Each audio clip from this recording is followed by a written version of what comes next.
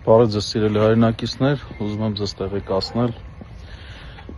հետևյալ իրադարձության մասին։ Այսօր փետրվարի 14-ին պատմական մի գործողություն տեղի ունեցավ, որը կարելի ասել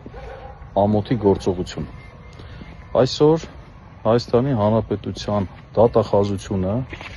քրեական հետապնդում է հարուցել Ամենայն Հայոց կաթողիկոսի նկատմամբ եւ քննիչն էլ փորձել է հարցաքննել Վեհապար Հայրապետին։ Վեհապար Հայրապետը մեղադրվում է դատական ակտի կատարմանը խոչընդոտելու մեղադրանքով, եթե հիշում եք, եպիսկոպոսներին նույնպես այդ մեղադրանքներ ներկայացվել։ Սա ուղիղ միջամտություն է եկեղեցու ներքին գործերին։ Դուք լավ գիտեք, որ Ավստրիայում փետրվարի 16-ից 19-ը տեղի ունենալու եպիսկոպոսատ ժողով եւ այս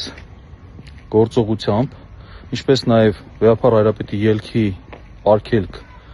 դնելով որպես խափանման միջոց, խոչընդոտում է եպիսկոպոսատ ժողովի անցկացումը։ Ընդ որում,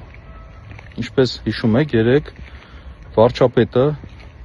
հայտարարել էր, որ չի թույլ տալու, որ կաթողիկոսությունը Հայաստանից դուրս գա։ Ակնհայտ էր, որ այդ հայտարարությունից հետո հետևելու են այսպիսի գործողություններ։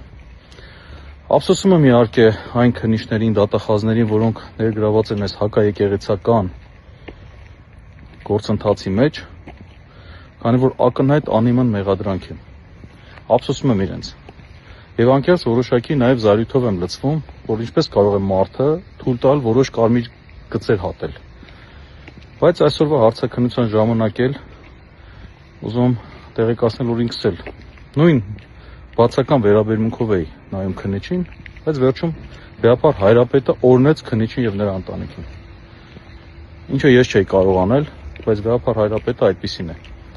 Ցավում եմ այս իրավիճակի համար, սա պատմական ամոթի օր է լինելու։ Ես վստահ եմ, որ այս իշխանությունը ավելիին է գնալու, ավելի վատ գործողությունների, բայց սա հերթական արձանագրումն էր։ Ես վստահ եմ, որ եկեղեցուն հնարավոր չէ հաղթել եւ ամեն ինչ լավ է լինելու։ Լավ մնացեք։